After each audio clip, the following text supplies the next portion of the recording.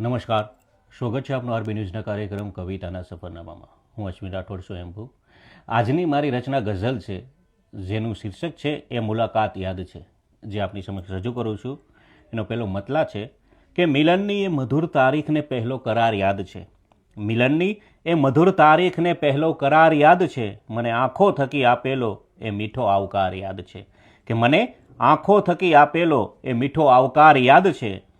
ગઝલનો પહેલો શેર કે વસંતો કેટલીએ આવીને ચાલી ગઈ આ જીવનમાંથી, કે વસંતો કેટલીએ આવીને ચાલી ગઈ આ જીવનમાંથી, છતાં પણ એ મુલાકાતની મને સુંદર બહાર યાદ છે. છતાં પણ એ મુલાકાતની મને સુંદર બહાર યાદ છે.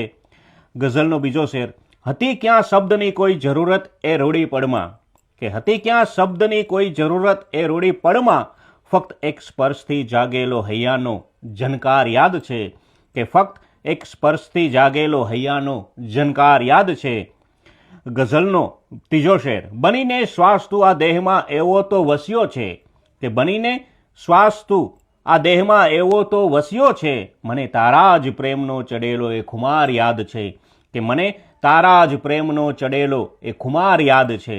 છેલ્લે મગતા કે રહેશે સ્વયંભૂ જીવંત ગઝલ આપણો એ લમ્હો હવે, કે રહેશે સ્વયંભૂ જીવંત ગઝલમાં આપણો એ લમ્હો હવે, કર્યો તો આંખથી જે પ્રેમનો એ ઇઝહાર યાદ છે. કે કર્યો તો આંખથી જે પ્રેમનો એ ઇઝહાર યાદ છે. કે મિલનની એ મધુર તારીખને પહેલો કરાર યાદ છે.